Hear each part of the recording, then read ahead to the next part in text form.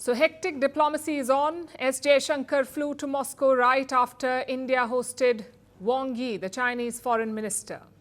And Wang Yi visited India after a gap of 3 years. It was a 2-day trip, and by the looks of it, it was quite productive.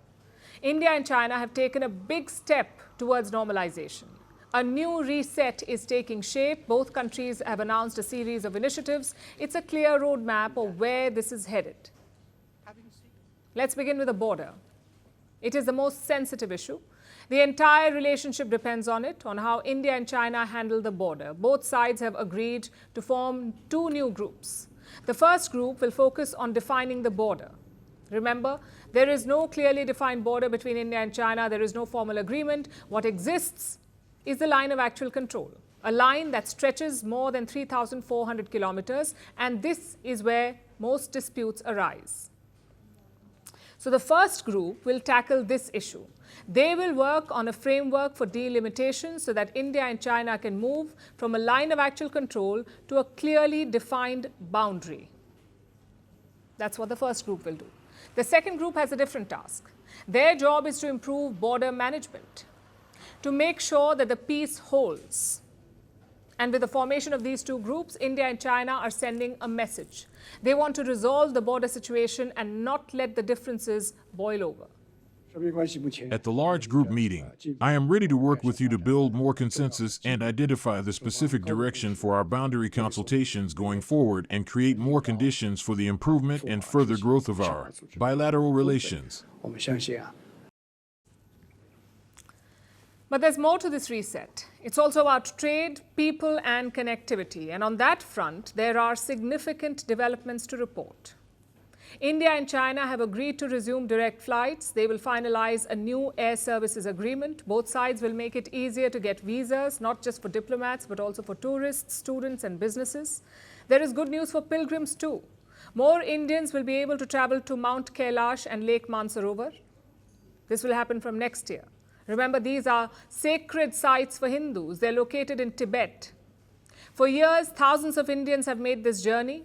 But over the last few years, these routes were shut down, first because of the pandemic and later when border tensions escalated between India and China. This year, only 750 pilgrims were allowed to visit, but now China is ready to welcome more travelers again. The other big theme is trade. India and China have agreed to reopen border trade routes. 3 key passes will be reactivated: Lipu Lake in Uttarakhand, Shipkila in Himachal Pradesh and Nathula in Sikkim. On top of that, both sides have pledged to facilitate investments, to remove barriers and to create new opportunities for trade. Remember, China is India's largest trading partner, but the relationship has been unequal. China exports far more to India than it imports from India. And all these steps could help in restoring balance. Later this month, Prime Minister Modi will travel to China. These breakthroughs are timed to his visit to China, and it will be a significant one. This will be his first visit to China in 7 years. He will attend the SCO summit. SCO stands for the Shanghai Cooperation Organization. It's a group of Eurasian countries. China has a rotating presidency this year, and it is hosting the annual summit in the city of Tianjin. Prime Minister Modi will attend it in person. A separate bilateral with President Xi Jinping is also expected, and China has welcomed Prime Minister Modi's decision to visit. Our bilateral relationship is facing an important opportunity of improvement and growth. The Chinese side attaches great importance to Prime Minister Modi's visit to China to attend the SCO summit at our invitation at the end of this month. We believe that the Indian side will also make your contribution to a successful summit in Tianjin. India has reciprocated by backing China's presidency of the SCO. Next year, India will host the BRICS summit. China has promised its support for that. And this appears to be more than diplomatic courtesy. It shows an effort towards deeper engagement, to look beyond bilateral relations and to focus on multilateral cooperation. And here's another example of that. During the talks in New Delhi, both sides agreed to defend the World Trade Organization, the WTO, to support a rules-based order and to promote a multipolar world. This is a direct signal to Donald Trump, to his protectionist policies and his tariff war.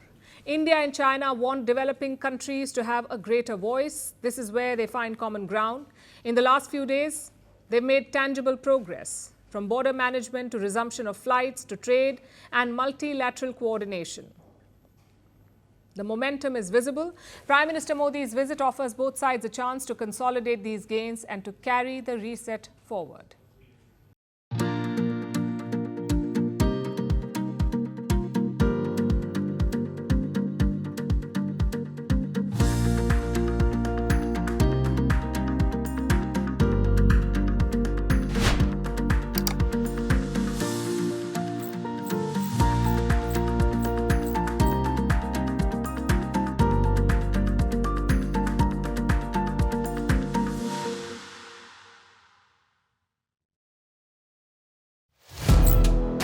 Firstpost now available in 9 languages on YouTube. English, Stands at $36 trillion. French, Le FMI, comme German, Geschäftsführenden Direktor, Hindi, $30 trillion ka karz mo. Indonesian, Pemerintah tanpa pemeriksaan. Italian, Sekali radikali. Japanese, $4 trilhão mo. Portuguese, por causa do próprio balanço patrimonial. Spanish. Beautiful bill. Go to Settings, click on Audio Track and select a language of your choice. Be the first to know what's happening around you in your first language. Firstpost.